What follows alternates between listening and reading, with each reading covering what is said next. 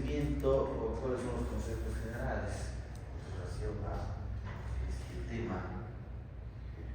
La neoplasia indica es un crecimiento monoclonal y autónomo de tejido. Significa que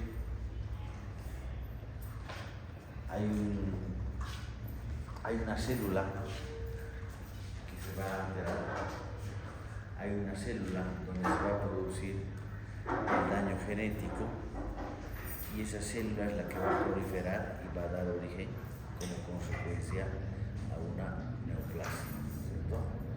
O sea, significa que esa palabra justamente monoclonal significa que la neoplasia va a estar formada por un solo tipo celular alterado. Por ejemplo, si nosotros hablamos de el carcinoma epidermoide a nivel de la piel. El carcinoma epidermoide como factor de riesgo, cuando hablamos de la carcinogénesis, principalmente es la exposición a los rayos ultravioleta emitidos por la luz solar. Estos rayos BUV son los que causan daño a nivel del material genético en las células de ese epitelio de nuestra piel, que es el epitelio plano estratificado queratinizado, que está constituido por células escamosas. Esa célula escamosa con daño genético, en última instancia, va a proliferar y va a dar origen a ese carcinoma epidermoide. O sea, ese carcinoma epidermoide va a estar formado por ¿qué tipo de células? Células escamosas, pero obviamente ya con malignas, ¿no? Como consecuencia de ese daño a nivel de su material genético por los rayos BUV. A eso se refiere ese crecimiento monoclonal autónomo. Cuando hablamos de nomenclatura de tumores, esos son los conceptos generales o que rigen en general a todo este proceso de las neoplasias, pero siempre vamos a mencionar que hay excepciones a la regla. En este caso, de esta palabra, por ejemplo, tenemos tumores mixtos, hay una clasificación. Dentro de eso, por ejemplo, un carcinoma adeno escamoso. Tiene dos componentes. Tiene un componente de adenocarcinoma y tiene un componente de carcinoma escamoso. Son excepciones que se manifiestan por la regla. Pero de manera general, las neoplasias, como os digo, es un crecimiento monoclonal.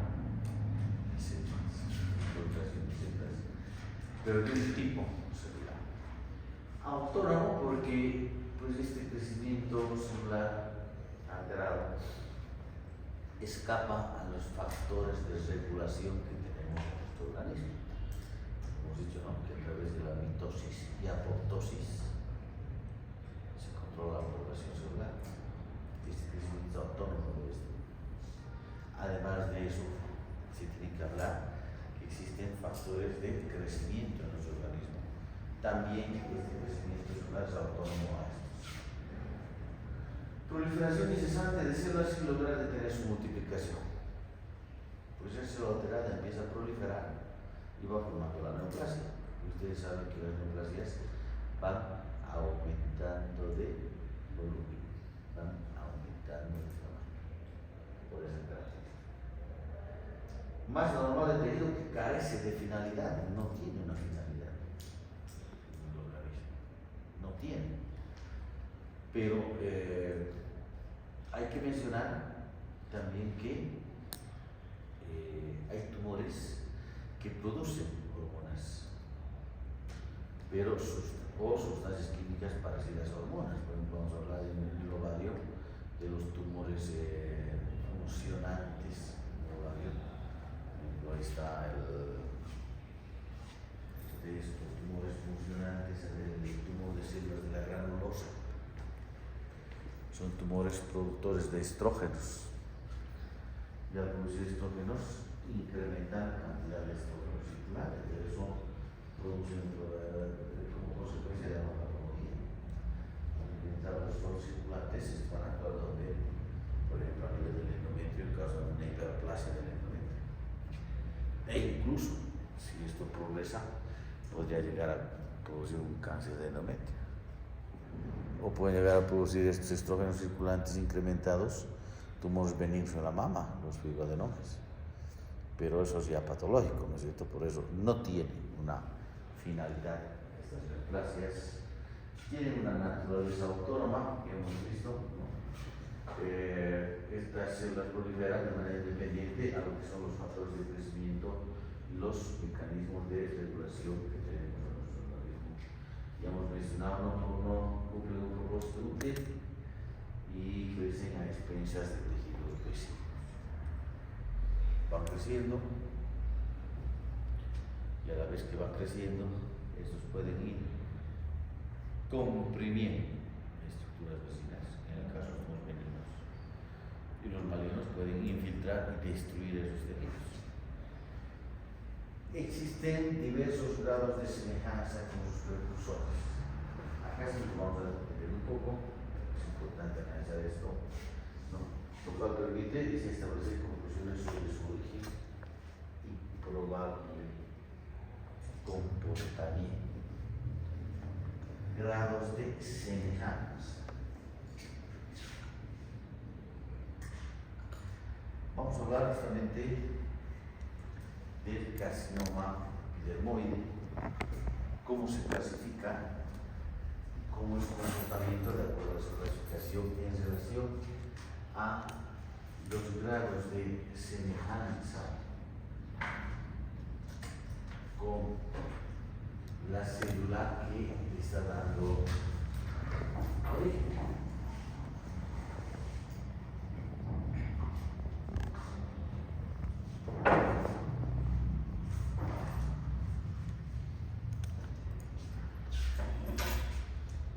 Entonces, acá vamos a poner célula de origen. Y acá vamos a poner el carcinoma epidermoide o carcinoma de células escamosas y sus grados de diferenciación. Hay una escala que se denomina la escala de Broders, justamente que es esta escala que clasifica a los tumores de origen epitelial en diferentes grados de diferenciación. Ya aclarando que la escala de Broders es solamente y exclusivamente para clasificar a tumores que se originan en epitelios, o sea, para clasificar, por ejemplo, a los carcinomas, vamos a ver con carcinomas, pues no vamos a hablar del carcinoma epidermoide, el carcinoma de células escamosas. ¿Cuál es la célula de origen de este carcinoma epidermoide? ¿Cuál es la célula de origen? ¿De qué epitelio se origina? Epitelio claro certificado, porque ¿qué tipo de células tenemos en ese epitelio?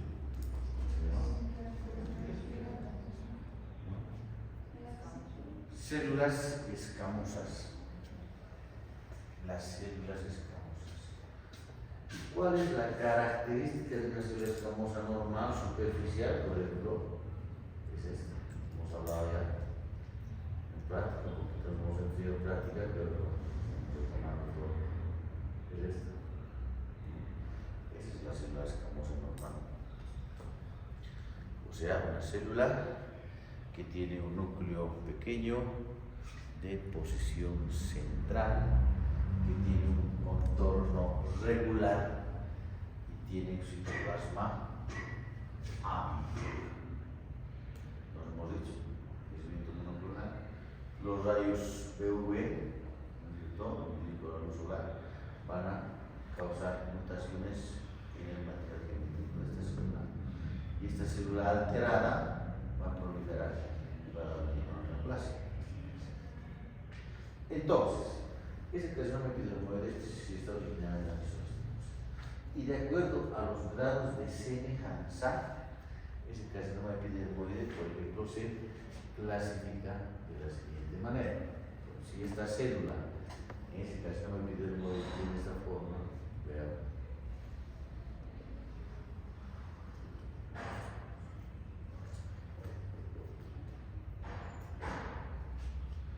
Hay parecido todavía con esa célula. Luego, por ahí esta célula de repente ya con esa característica, el núcleo más lateral. Luego viene otra, pues de repente así.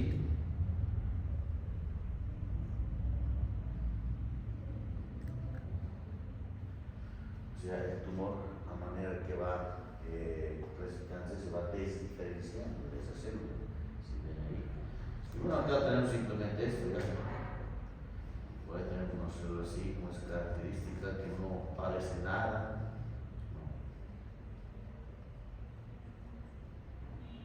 Pero ya son células malignas. Todas estas son células malignas que cumplen esos criterios de malignidad. ¿Cuáles son los criterios? De anaplasia, ¿no? Pleomorfismo celular, alteración en la relación núcleo-citoplasma, hipercromatina, mitosas. En estas ya tenemos esto. Pero estamos hablando del grado de semejanza en la célula de origen. Esta célula que todavía se parece a estas células que vamos a este tumor con este tipo de células se clasifica como un carcinoma epidermoide y diferencial. Porque tiene esa semejanza con la célula de origen. Y a manera de esto, el tumor se va desdiferenciando, como están viendo ustedes, de manera que va progresando su característica. Entonces acá tendremos ya, este parece un poco menos a la célula de origen, un carcinoma epidermoide, en este caso ya moderadamente diferencial. Acá se parece menos, entonces carcinoma epidermoide poco diferencial. Y acá, bueno, casi no es nada, ¿no? Entonces acá, carcinoma epidermoide indiferencial. Así se lo digo. De acuerdo a esta escala de valores, entonces clasifican así los tumores epiteliales. En este caso, carcinoma diferenciado, moderado, poco diferencial, indiferencial. Si hablamos de un adenocarcinoma, lo mismo, es para epitelial, si hemos dicho, bien diferenciado, moderado diferencial, poco diferencial, indiferencial. Todos los epiteliales. De acuerdo al grado de semejanza con su celular de origen. Listo, ya estamos aquí. Permite establecer conclusiones sobre su origen. Hasta acá, hasta este tumor, el bien diferenciado y el moderadamente diferenciado, vemos que son células que tienen obviamente un núcleo ya celular, ¿no es cierto? De diferente forma y tamaño, pero tiene un citoplasma amplio. Seguramente, si vamos al microscopio, un citoplasma amplio que se tiene de color rosado, eosinofilia, ¿no es cierto? Eosinofilia, acá también eosinofilia, ¿no es cierto? Entonces, no es moderadamente diferenciado.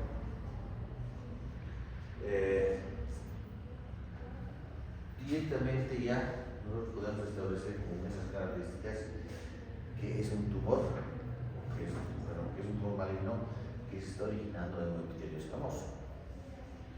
Pero ¿qué pasa acá? En el poco diferencial, de manera indiferencial, ya no.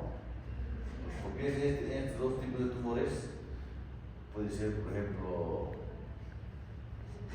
un sarcoma, puede ser un adenocarcinoma, puede ser un linfoma, pero es característico, ya no hay una diferencia, ya no hay un similar con esto. Entonces, ¿qué tenemos que hacer acá? ¿Qué es importante acá para determinar primero el tipo histológico y el origen? Hay una técnica muy importante. Hasta acá ya hemos dicho. Este es un tumor maligno que es de origen epitelial, que está originando en el epitelio escamoso perfecto. Pero en estos 2 grados ya de poco diferenciado ya no podemos hacer eso. ¿Qué es importante hacer acá? Justamente hemos hablado de la inmunohistoquímica. Es una técnica que se utiliza en los laboratorios de anatomía patológica, es en base a anticuerpos, es la reacción antígeno-anticuerpo, que nos permite determinar con precisión, primero, el tipo histológico, o sea, de qué epitelio o de qué tejido se está originando, y el lugar de origen, de qué órgano se está originando. Por eso es importante. Acá, por ejemplo, yo ya sé que estoy originando epitelio escamoso y el cuello uterino, con origen primario, el cuello uterino está. Si el tumor se amiga de la piel, el tumor maligno, ¿cierto? Casi no tiene con origen primario de la piel. No hay problema en estos 2 casos. Ese problema es que es en base a la reacción anticuerpo, ya son anticuerpos que se aplican en determinados tejidos o células, hay antígenos específicos, es una reacción. Por ejemplo, para saber qué es un escamoso, ¿qué anticuerpo puedo utilizar? Voy a utilizar acá el anticuerpo P40. Se denomina así, P40. O sea, P40 exclusivamente reacciona con células escamosas, con células de epitelio escamoso. Entonces, si a través de esa técnica de inmunohistoquímica está positivo con la P40, o sea, el tumor es un poco diferenciado o indiferenciado, se tiene que utilizar el inmunohistoquímica. Listo, ya sé de qué epitelio está originando, hemos dicho que P40 es positivo. Listo. Es un tumor que está originando en epitelio escamoso. Tenemos que ver el origen primario. A este tumor, que no tenemos muchas redes clínicas, no sabemos, no dan muchas cosas y dicen, bueno, metástasis en el tumor o metástasis peritoneales en el tumor, sacamos las células y le hacemos, por ejemplo, le aplicamos un P16.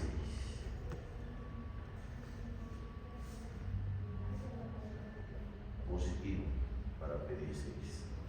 ¿Qué significa? Hubo origen primario en cuello uterino. Porque el P16 es exclusivo y reacciona con aquellas células infectadas por el virus.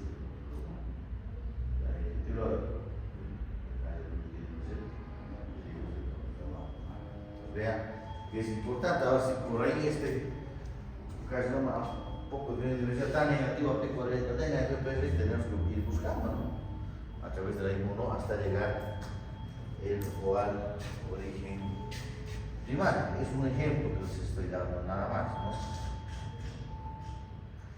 Hola hermanito, ¿te llamarás también clases? De 30 minutos algo, ¿ya? Ya. Entonces, vean ustedes esa característica, esa importancia de la inmunohistoquímica, que te permite determinar el origen primario. Entonces, estos grados, dice ahí, ¿no es cierto?, nos permite establecer conclusiones sobre su origen y probable comportamiento. El carcinoma epidermoide, en este caso hablamos, bien diferenciado, y el moderadamente diferenciado, estos dos tienen un mejor pronóstico en relación al carcinoma epidermoide o carcinoma escamoso, que es poco diferenciado o indiferenciado. Entonces, mejor pronóstico en relación a esto. Eso es relación. ¿Cómo se va a comportar este tumor con el sistema, con la conducta terapéutica o el tratamiento que sea? Este carcinoma epidermoide diferencial va a tener mal pronóstico. Por ahí no va a responder al tratamiento, por ahí no va a responder a la radioterapia. Es importante informar esto al oncólogo clínico, porque en base a eso también va evaluando y va valorando cuál es la mejor respuesta que puede tener. Entonces es importante analizar de acuerdo a esos criterios. criterios que se mencionan. Bien.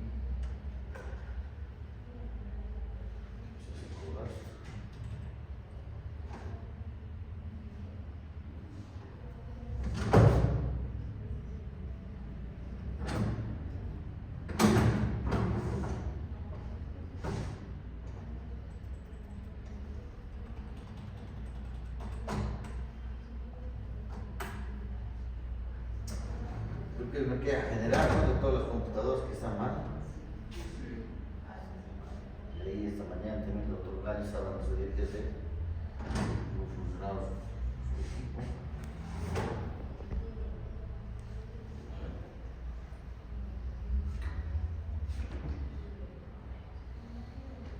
Que ahora por ejemplo dice que han adquirido 20 computadores nuevos, ¿no?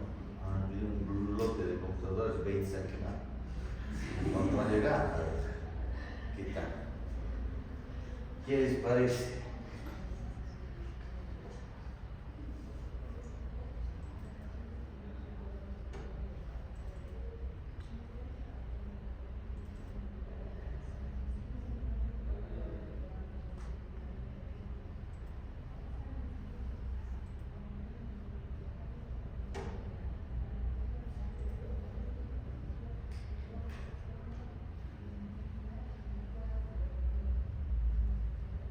Entonces, acá está mejor, de mejor manera definida lo que hemos hablado de lo que es el crecimiento monoclonal. ¿En qué consiste el crecimiento monoclonal? De las neoplasias se originan a partir de una sola célula alterada genéticamente, ¿no? Esas células son una mutación o daño a nivel del ADN, pierde el control normal de la proliferación, crecimiento autónomo, ¿no? Y empieza a multiplicarse. Todas las células derivan de una sola célula de origen, por eso ese nombre, pues, esa denominación, esa palabra de crecimiento monoclonal. Ahora hablando ya de esos términos generales, que es importante, parece una cosa muy simple, que por ahí no necesita más aclaración, pero es importante conocer bien estos términos. Cuando hablamos, por ejemplo, de tumor, cuando hablamos de esa palabra tumor, ustedes saben que hay tumores benignos y hay tumores malignos. Lo mismo cuando manejamos la palabra de neoplasias. Hasta en el hospital donde trabajamos todavía hay alguna mala interpretación. Cuando uno presenta un caso y dice neoplasia, automáticamente ya lo relacionamos con que es algo maligno. Hay neoplasias benignas y hay neoplasias malignas, al igual que los tumores. Hay benignos como malignos. Pero tumor no siempre significa neoplasia. Tumefacción, o sea, aumento de volumen de una parte, ¿no es cierto?, que no siempre va a ser neoplasia. Eso hemos hablado, por ejemplo, claramente en lo que es inflamación, los signos de sexo, ¿no?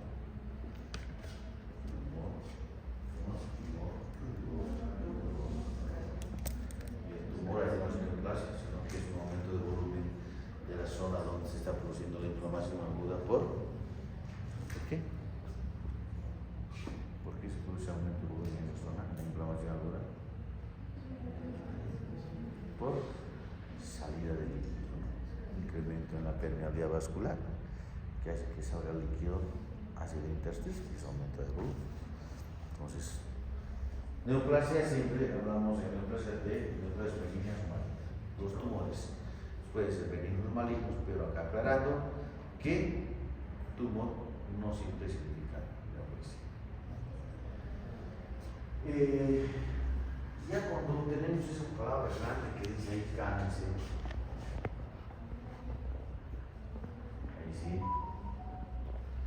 ¿no es cierto? El signo, el cangrejo representa esta palabra cangrejo. Acá esto denota maligno.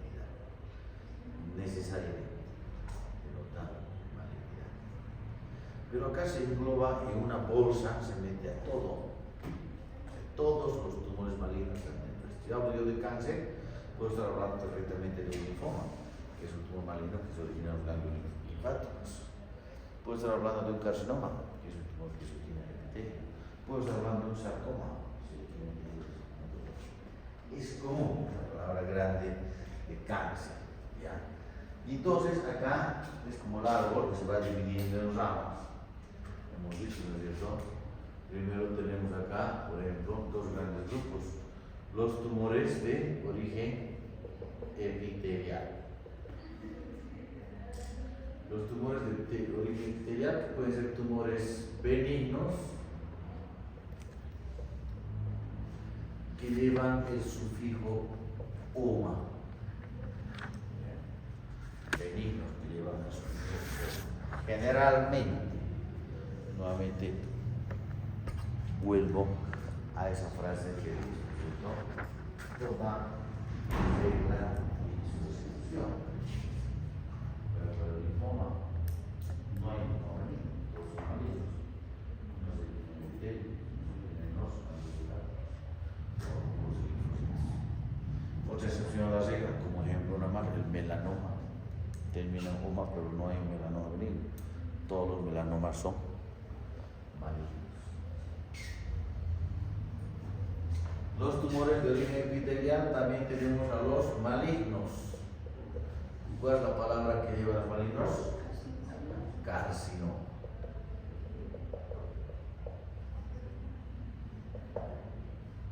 Un grupo de tumores que está dentro de cáncer. Entonces no es lo mismo, si se están dando cuenta, decir cáncer que carcinoma. No vayan a confundir. Si digo cáncer, carcinoma ya estoy automáticamente pensando que es un tumor maligno, pero que se está originando en el epitelio. Luego tenemos acá los tumores que se originan en tejido mesenquimatoso, tejido conectivo, células de tejido conectivo.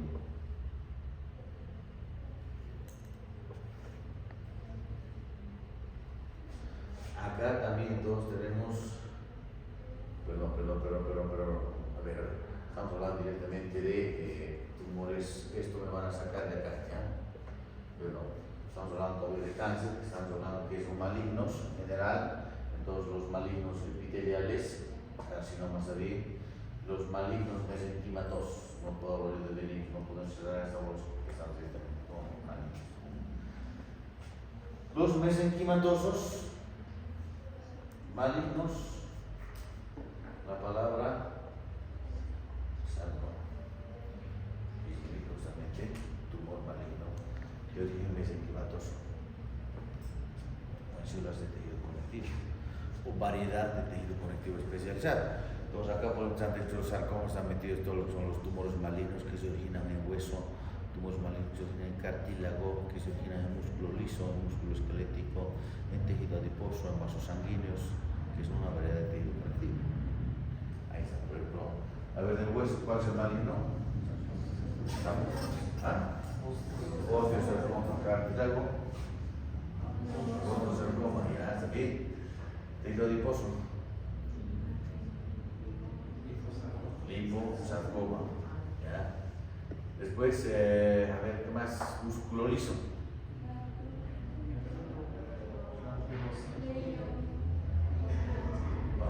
Leio, sarcoma, esquelético, sarcoma,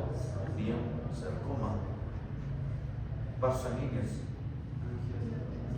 sarcoma. Ahora también estos tejidos tienen su componente benigno, sus tumores benignos, pero no lo quiero incluir acá. ¿Por qué? Porque estamos hablando de esa palabra cáncer, que significa que hay directamente actividad. De momento esto acá se borra. Entonces tumores mesenquimatosos, por ejemplo acá dentro de esta bolsa podemos hablar también, por ejemplo, los tumores del sistema nervioso central, malignos, podemos hablar también de los tumores malignos que se originan en los ganglios linfáticos, ¿no? Linfomas. Y dentro de los linfomas, si quieres analizar, es sarta de tumores malignos, que variedades. Entonces, eso es algo común, pero se tiene que ir desglosando y se tiene que informar de esa manera, que es el oncólogo ver exactamente de qué tipo de tumor estamos hablando. Y entonces, ¿cuáles son las características de los tumores benignos? Hablamos ya de características generales. Son tumores, como dice ahí, bien delimitados, bien circunscritos. Tienen un crecimiento lento, es un dato clínico muy importante cuando uno hace la anamnesis y estamos hablando de una neoplasia. Que el paciente te diga, esta lesión me ha aparecido a mis 10 años y bueno, durante 10 o 15 años mantiene el tamaño, o si ha crecido de manera muy lenta, que si medía 3 centímetros ahora mide 3.5, que orienta más al tumor benigno. En los tumores benignos solo desplaza a órganos adyacentes. ¿Ya? O sea, obviamente hemos dicho que los tumores como van proliferando, van aumentando de tamaño, pero los benignos pueden comprimir estructuras vecinas, las pueden desplazar, pero no las destruyen, no las filtran. El ejemplo más clásico, a ver, la glándula tiroides, el bóceo. El bóceo es una lesión benigna, pero aumenta de tamaño. ¿Y qué va a comprimir? A nivel del cuello, vías respiratorias, vías digestivas. El paciente tiene que dificultades en la devolución, dificultades para respirar. Entonces, retirando eso, se soluciona, no está destruyendo, no está infiltrado. Mientras que los tumores malignos, acá sí. Y hemos dicho esto, que los tumores malignos tienen que cumplir con los criterios de anaplasia. Cuando hablamos de criterios de anaplasia, automáticamente ya estamos hablando de tumores malignos, ¿no? Pleomorfismo, alteración de la relación con el histoplasma, ectomasia, cromatina tumosa. Entonces, mitosis. Límites iseculares. Vamos a ver otro ejemplo, una foto de un tumor benigno y un tumor maligno, donde los malignos pues ya tienen límites muy poco precisos, muy iseculares, porque van, como dice la teoría hacia abajo, ¿no? Van filtrando, van destruyendo tejidos adyacentes, órganos adyacentes. Ahí está justamente una diferencia entre un tumor benigno y un tumor maligno. Vean, la primera imagen corresponde a una pieza quirúrgica de útero, una histerectomía. La segunda imagen corresponde a una nefrectomía. ¿Qué será? Un riñón. Se ha retirado el riñón. En la primera pieza, si nosotros vemos que es todo el útero, una histerectomía, vemos que desde acá hasta acá, cuello uterino, todo esto, cuerpo de. En el cuello uterino, bueno, acá está el canal cervical, no hay problema, el problema está a nivel del cuerpo del útero. Tenemos 2 o 3 o 4 masas tumorales, ¿no es cierto? Pero que están bien delimitadas y circunscritas, 1, 2, 3, 4. En este caso, por ejemplo, esta masa tumoral, lo que está haciendo es desplazar, lateralizar esta que es la cavidad endometrial, que debería estar por acá, pero lo está desplazando, no la está destruyendo, no la está. Pero a qué me voy, que son tumores bien delimitados, son tumores benignos. Cuando hablamos del cuerpo del útero, hablamos de que tenemos justamente la cavidad endometrial que está revestida por esa mucosa de endometrio, y acá afuera que está el miometrio, que está constituido por ¿qué? ¿Qué es el miometrio? ¿Qué músculo? Músculo liso. Y del músculo liso serían los benignos y malignos. El benigno me han dicho que son leiomiomas, justamente estos son leiomiomas que están originando el músculo liso. Tumores benignos. Por el tamaño de los tumores, por el número, obviamente está causando ya patología, sintomatología en el paciente, ¿no? No había otra que hacer la histerectomía. Vamos a la otra pieza, que es esta de nefrectomía. Se ha centrado el señor acá, completamente posada la anatomía.